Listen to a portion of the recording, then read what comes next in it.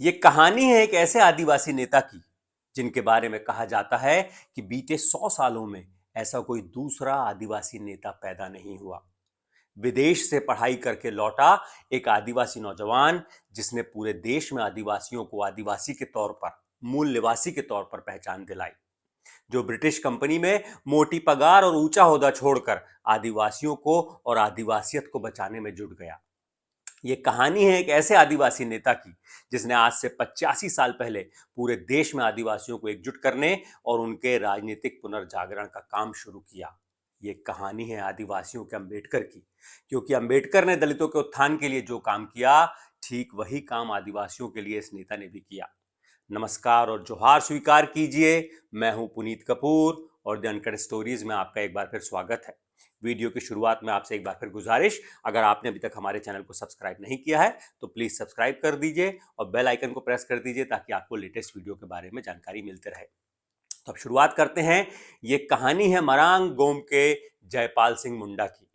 जयपाल सिंह मुंडा एक ऐसी असाधारण शख्सियत जिन्होंने भरी संविधान सभा में कहा था कि इस देश में अगर किसी को शासन करने का अधिकार है तो वो पहला अधिकार आदिवासियों को है।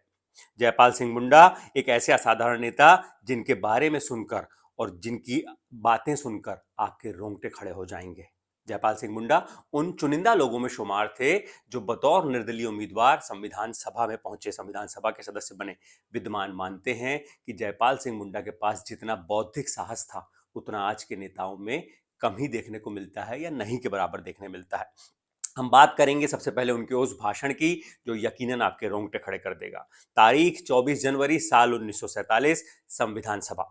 जयपाल सिंह मुंडा कहते हैं कि माननीय अध्यक्ष महोदय, मैं उन लाखों अनजान लोगों की ओर से बोलने के लिए खड़ा हुआ हूं जो बहुत खास हैं, जो आजादी के गुमनाम योद्धा हैं, जो भारत के मूल निवासी हैं, जिन्हें कभी पिछड़ी जनजाति, कभी आदिम जनजाति, कभी आपराधिक जनजाति और ना जाने किन किन नामों से बुलाया जाता है। जयपाल सिंह मुंडा आगे कहते हैं, सर मुझे खुद के जंगली होने पर गर्व है, क्योंकि इसी नाम से मुझे देश के तमाम हिस्सों में जाना जाता है।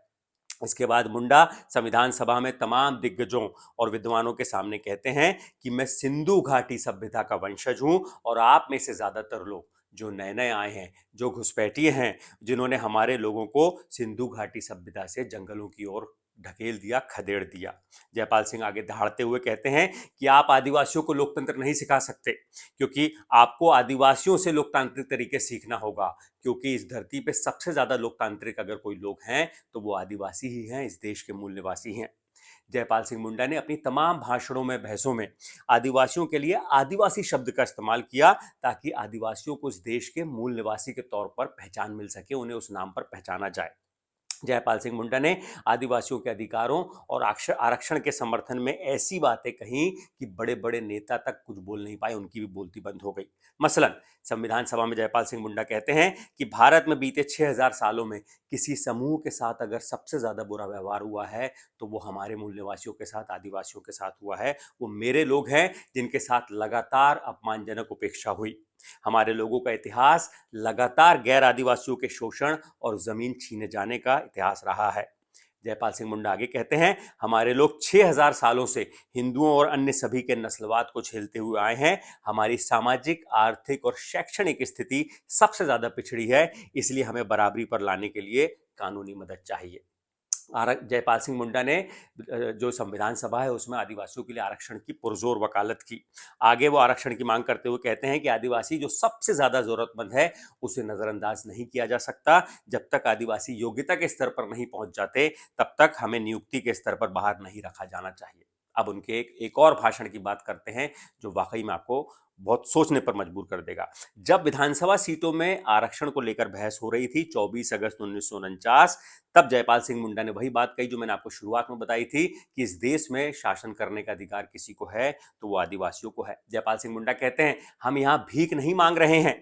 बीते 6000 सालों में बहुसंख्यकों ने जो पाप किए हैं ये उनका काम है कि वो उसका प्रायश्चित करें।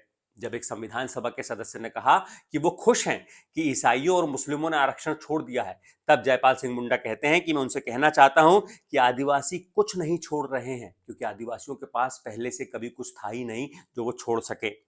तब उन्होंने कांग्रेस पार्टी से भी सवाल पूछा। उन्होंने कहा कि क्या आपने कभी किसी आदिवासी को सामान्य सीट से खड़ा किया है? जयपाल मुंडा ने सवाल किया कि आप आदिवासियों को जंगल से विधानसभा में आने से क्यों रोक रहे हैं? इतनी कंजूसी क्यों? इतनी बेरुखी क्यों? उन्होंने कहा कि आदिवासियों के लिए आरक्षण सबसे ज्यादा जरूरी है। जयपाल सिंह मुंडा कहते हैं कि हम आपसे दया नहीं मांग रहे, बल्कि इसके लिए आपको उदार दृष्टिकोण अपनाना चाहिए, क्योंकि आदिवासी अभी तक 6000 सालों से राजनीतिक रूप से अस्पर्श बने हुए हैं।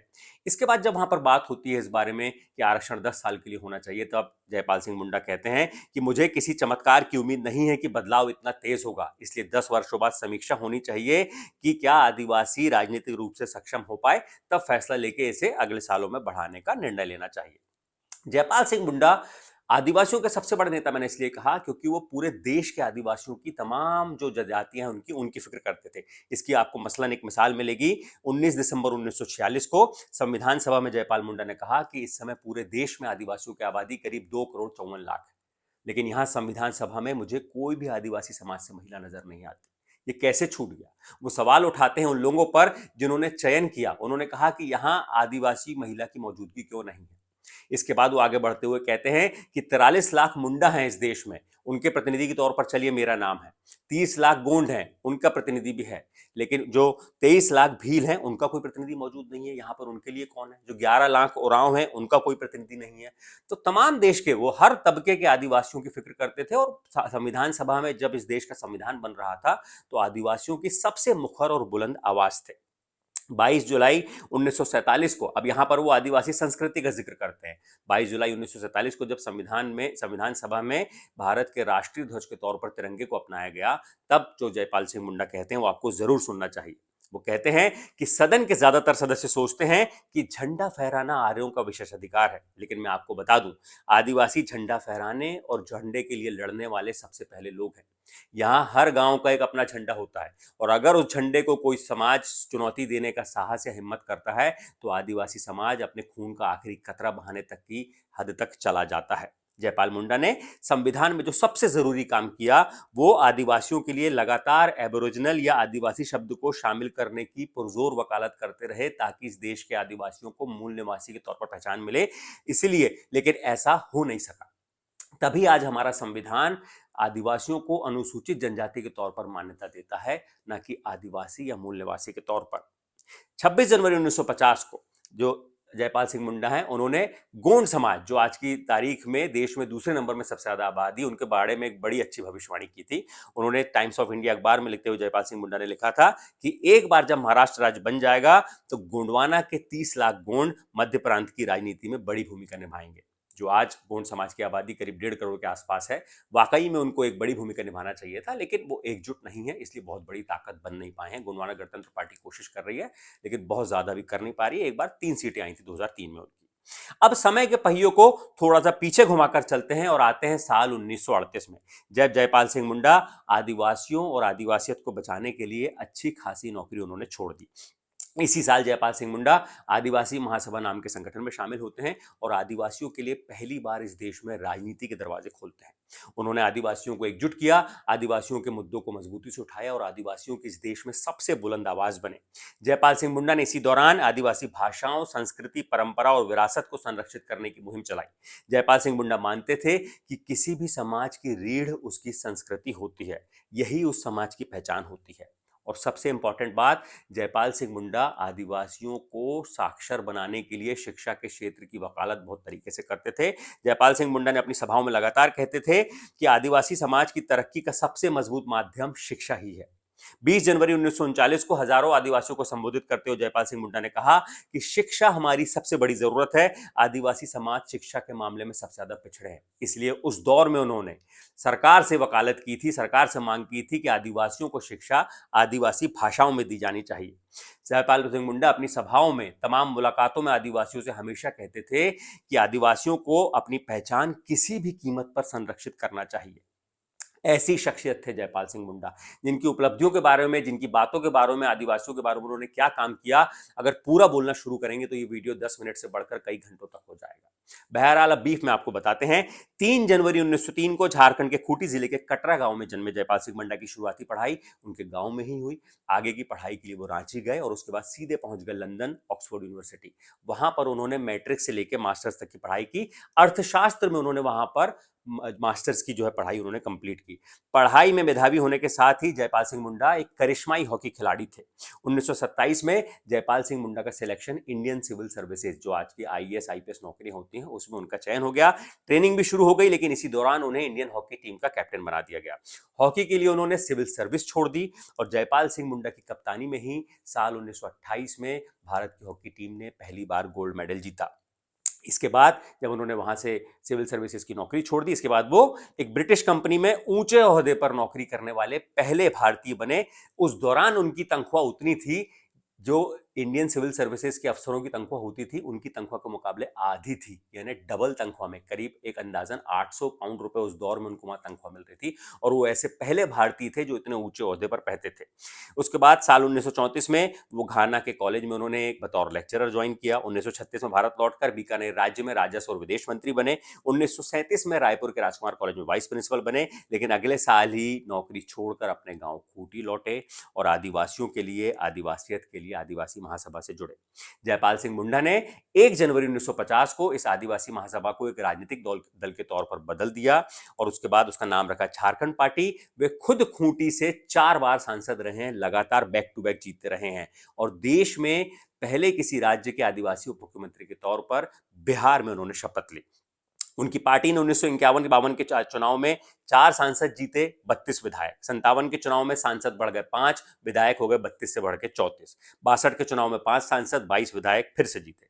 1967 में वो एक बार फिर चौथी बार सांसद बने, लेकिन इसके 3 साल बाद 1970, तारीख थी 20 मार्च, उन्होंने इस दुनिया से विदा ले लिया। जयपाल सिंह मुंडा ने सबसे बड़ी जो उनकी एक खास बात है कि लगातार आदिवासियों की भाषा, उनकी संस्कृति, उनकी परंपरा, उनकी विरासत को बचाने के लिए हर मंच पर वो बोलते रहे। वो पहले ऐसे शख्स थे जो आदिवासी शब्द आजकल जो तमाम जगह बोलते हैं ना, जो गर्व करते हैं, तमाम आप यूट्यूब में रील देख लीजिए, तमाम भाषणों में, तमाम नेताओं के मुंह से जो आप आदिवासी शब्द सुनते हैं, इस आदिवासी शब्द को जयपाल सिंह मुंडा ने ही पहचान दिलाई जब उन्होंने बार बार संविधान सभा में आदिवासियों के लिए आदिवासी शब्द का इस्तेमाल किया। लगातार मूल निवासी कहकर उनको पुकारते रहे। इतनी कमाल की शख्सियत, लेकिन उसके बाद भी आज देश में करोड़ों ऐसे लोग हैं जिनको उनके नाम तक नहीं पता। ऐसे बहुत सारे आदिवासी भी होंगे जो उनकी कहानी नहीं जानते होंगे, जिनको उनका नाम तक नहीं पता होगा, और यही इस कहानी का सबसे बड़ा दर्द है। अगर ये वीडियो आपको अच्छा लगा, अगर आप चाहते हैं कि जयपाल सिंह मुंडा की कहानी तमाम लोगों के पास जानी चाहिए, देश के तमाम आदिवासी नेताओं को उनसे प्रेरणा लेनी चाहिए, तो इस वीडियो को तमाम लोगों तक पहुंचाएं। कमेंट करके हमें आप ज़रूर बताएं, अपने लोगों को भी वीडियो शेयर करें और एक बार फिर गुजारिश कि हमारे चैनल को सब्सक्राइब ज़रूर करें। शुक्रिया।